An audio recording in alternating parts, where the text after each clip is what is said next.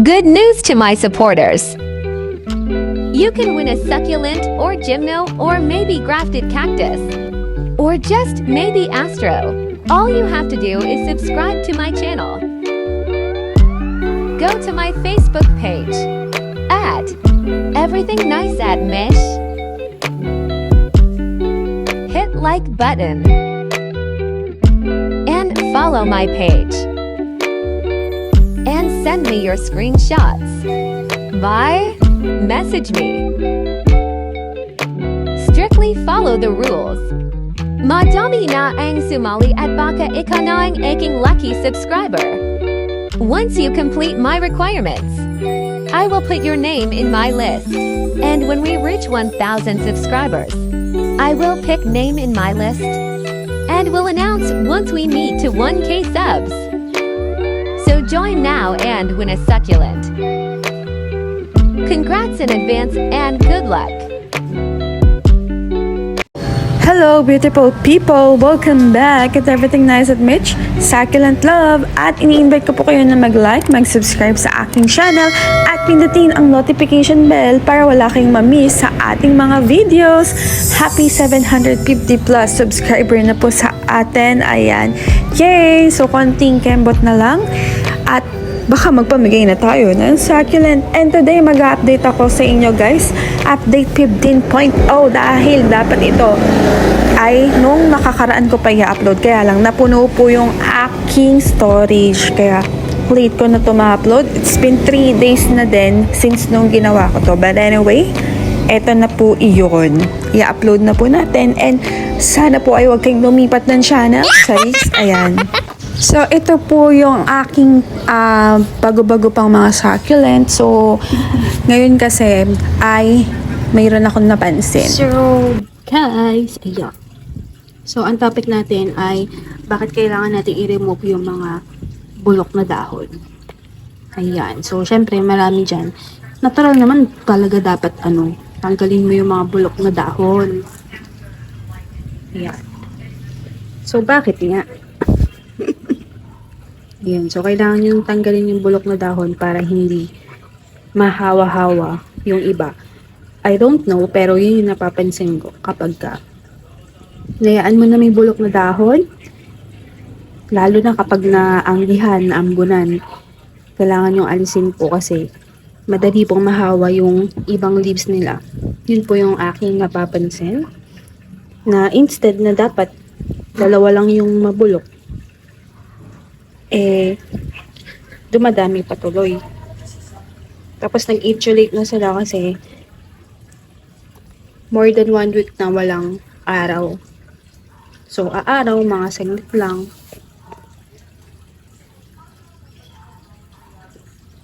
Ayan. Tapos, eto kasi si Agaboides Rubin. Ito dati madami siyang bulok na leaves. Ayan. Kunin natin.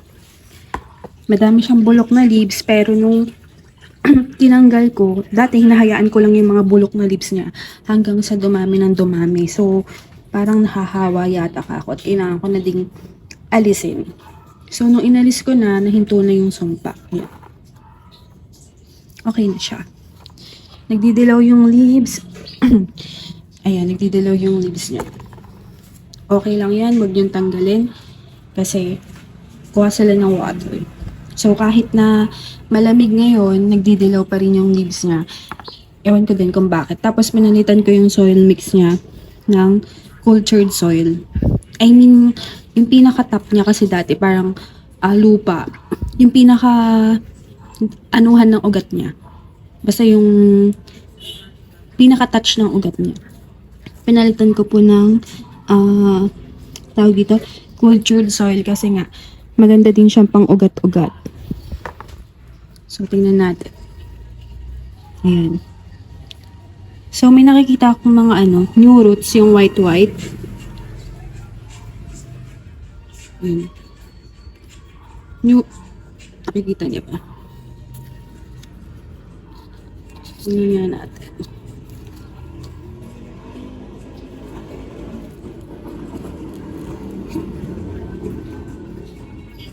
So, totoo nga. Ayun, totoo nga na new root siya. So, yung cultured soil, 50 pesos lang naman yun. 1 kilo ata yun. 50 pesos. Kahit na pang, ano nyo lang siya, soil topper or dun lang sa mismong ugat, kagaya ng mga agaboides, mahirap silang paugatin. So, yun. And then, eto si Ebony. Ayan. So, kailangan tanggalin na natin to. This is same na ano, na cultured soil. So, kailangan tanggalin natin yan. Nagmashi pa yung iba, kaloo pa.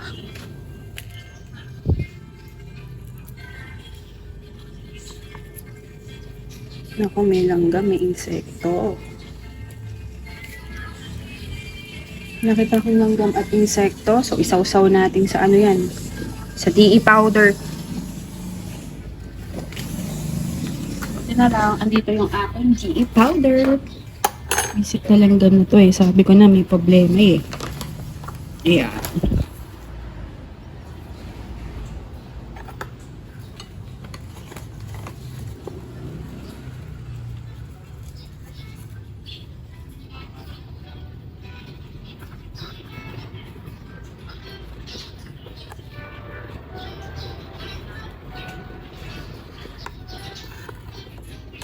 So, ayan, with generous amount of DE powder. Ewan ko na lang kung di mamatay yung ano dito, insekto. Ayan. So, yung DE powder, sinisip-sip din po niyan yung water.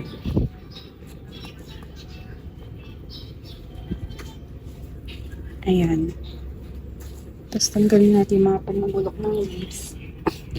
So, kapag nakita nyo talaga na may problema yung inyong succulent, inspect, assess nyo. Tapos ito, lagay ko na to dito kasi may nakikita din akong mga insekto. Ayan. Damihan natin, wala namang problema. Kung madaming DE powder, yun lang. Mukha siyang pulburon. Yun lang naman yung problema dun kasi yung iba ayaw nila kasi mukha nga pulburon. Ayan.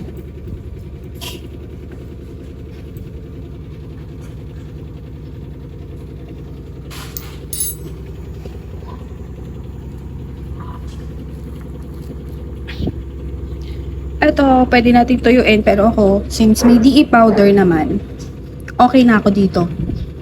Ayan. So, ano nang gagawin ko after nito? Syempre, observe.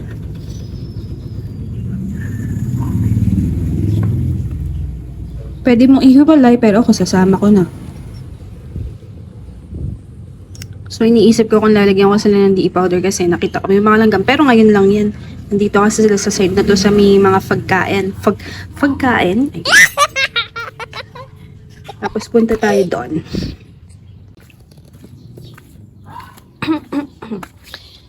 So, another thing sa pagbubulok ng leaves ay eto. Napabayaan ko na sila. Ayan. Sa dami kong plants, napabayaan ko yung part na to. Akala ko kasi okay lang sila. I've been thinking na nasa arawan naman sila eh. So, ayan. One of the main problem talaga sa succulent is yung ganitong bulok-bulok. Ayan. So, kailangan talaga i-remove nyo yung dry leaves kasi lab nga ng insect at yung bulok ay pag marami po nahahawa yung ibang leaves. So, sana maging okay pa to.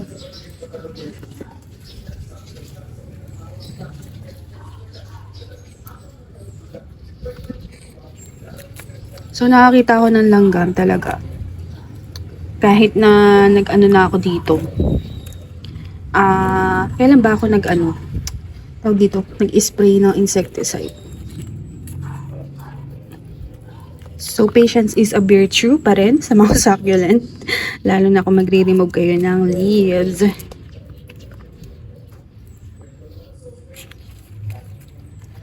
Pinulbuhan ko na din to ng ano eh, ng DE powder eh. Tapos may nakikita akong impacto.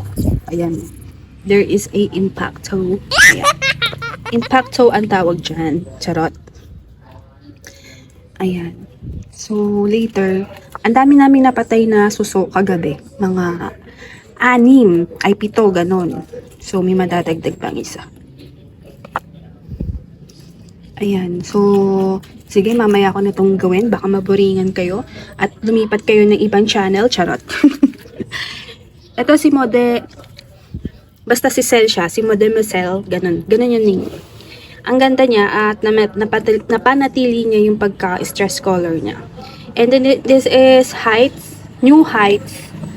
Hindi lang siya stress talaga. Kasi nabili ko naman din to. Ganito na talaga yung kulay niya. Ayan. So ito, lagi lang din siyang nauulanan. Pero okay siya. And this is Zoro. Ang bilis niyang bilis niyang mawala yung kulay. Kaloka. Ayan si Zoro. Nawala na yung pagka-red niya. Yung pagka-maroon. And pakilala ko din sa inyo si Autumn Flame. Ay, nahulog. With this day of dating. Ayan. So, this is from Ma'am Prenitas kay Ma'am Blake. Ayan. Ayan. Meet each other. Ayan. Autumn Flame and Zoro. Ayan. Mga mapufula. Ayan.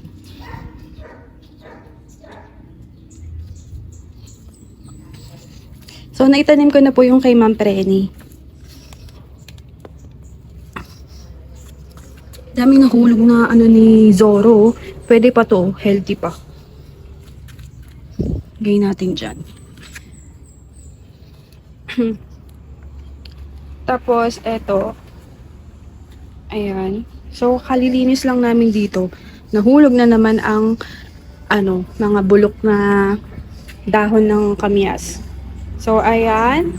Ganda Marble gold. Tapos yung mga galing kay Ma'am Preni, nauulanan naman siya. Pero okay naman sila. Iniisip ko kasi, naanggihan, magmamashi. Hindi naman din. So, kapag naanggihan, parang mas nagiging pa sila, lush. Parang maganda pa yung dahon nila, ganorn. Tapos, ito yung mga propa ko na Purple Delight. Ayan. Ayan diba? Tapos dati, nangitim na yan kasi nasunog, ngayon okay na. Tapos ayan, sila Laurensis, si Agaboides. Nagdilaw na yung leaves niya. Hinahayaan ko lang kasi naobserbahan ko muna. Pero ito, kailangan ko nang alisin. Kasi pagka sobrang init, bigla yung madadry.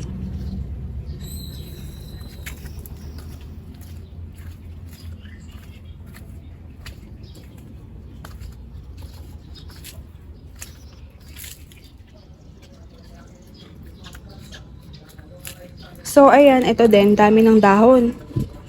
Pagka naglinis kami, ganito na naman. Tapos umuulan pa.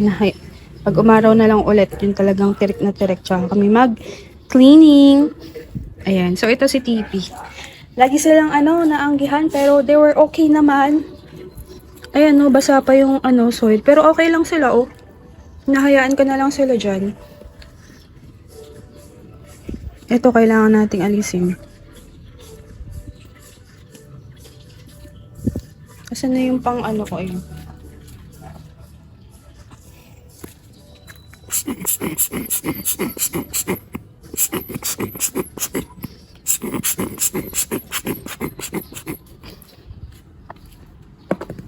So, ayan. Sino pa ba yung galing kay Ma'am Preni? Ayan, nandito na sila. OMG.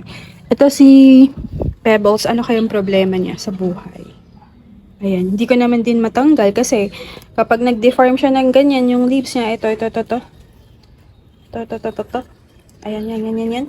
Pag nag-deform po siyang ganon, kumukuha po ng water si succulent. Pero ito, firm naman siya, So, yaan ko lang. Kasi yung sino ba yung nabili kong isa? Si Trumpets. Diba, ang dami ng paninilaw ng leaves. Yung bago ko ding bili, galing kay Blake. Biglang nag-dry out yung mga leaves. So, taray ka ako, ganun pala ka ako. So yun, kapag kasi mainit, tas yung naninilaw na ganyan, biglang sisip-sip yung mga yan. Ayan. Ganda oh.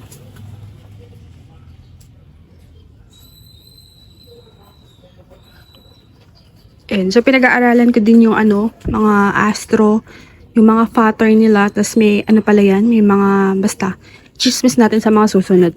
Dahil napabili ako ng ng astro, ang dami, kaloka. Ayun. Ganda kasi ng astro.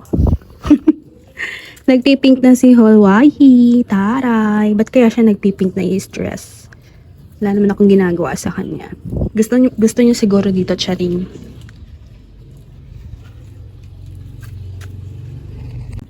Ipapakita pala ako sa inyo. Ito. Yung black stain na yan po ay tingin ko ito yung yung insecticide na Sevin. So kapag Sevin kayo morning at maaraw po, ganyan, masusunog sila. So mas maganda mag-Sevin kayo mga 4 or 5 ganun. Tapos dapat matuyo na sila kapag sumikat na ang araw. Ayun. Tapos ito naman nag-inarte. Ayan o. So, kailangan ko nang bumili ng tawag dito, Furadan, hindi Furadan yung isa, Starkel G.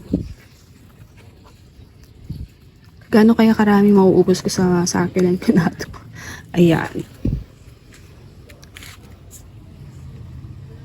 Ito, mga nangamatay na oh. So, iaayos ko dyan, tapos iniisip ko kung sino ilalagay ko dito. Kasi yung mga gymnos ko, plan ko ilagay dito siguro. Tapos dito yung ibang succulent. Shout out, shout out, shout out. Ayan. Shout out kay Lynn's Cal Store. Hello ma'am, I'm one of your supporters po. Sana mapili mo po ako kasi wish ko pong makareceive ng cactus na may kulay red from my beautiful and gorgeous idol. Baka naman po ba ng bola ka pa man? Ayan, next si Ma'am Nancy Melo Balustre. Hello Miss Mish, sana masali mo ako sa mga pag-giveaway mo. Marangal na akong mangarap na magkaroon ng succulent. Sana ito na ang time. God bless always and more subscriber you have. Thank you so much Ma'am Nancy Melo Balustre kay Ma'am Lins. Ayan, so dahil perfect sila, nagawa nila ang aking mga requirements. Kasali na kayong dalawa. Ayan. So, nakakatuwa po magbasa ng inyong mga comments or even yung inyong mga message nga dito sa aking page. Tapos, nagko-comment kayo sa comment section. Ay nakakatuwa. So, keep on posting dahil isa-shoutout ko kayo. Ayan. So, mag-announce na tayo ng ating nasa list. So, number 25 nga, si Ma'am Lynn's Cal Store. Number 26, si Ma'am Nancy Balustre. Number 27, si Imelda Camba. At number 28 ay si Ma'am Florencio Baluyot. Ay, sir yata si Florencio. Ayun. So, hello sir. Ayan. So, I hope nag-enjoy kayo sa ating update 15.0. So, sana mayroon kayong natutunan sa akin dahil ang dami ko na i-chismis, diba? At naiikot ko kayo sa aking mga succulent. Ayan. So, I hope nagustuhan nyo din sila. Alisin nyo na yung mga bulok-bulok sa leaves sa inyong mga succulent as well as yung dry. So, ayan. Thank you for watching and see you on my next vlog. Abangan nyo po ang ating next unboxing. This is your Nurse Plantita saying God bless. Ingat po tayong lahat.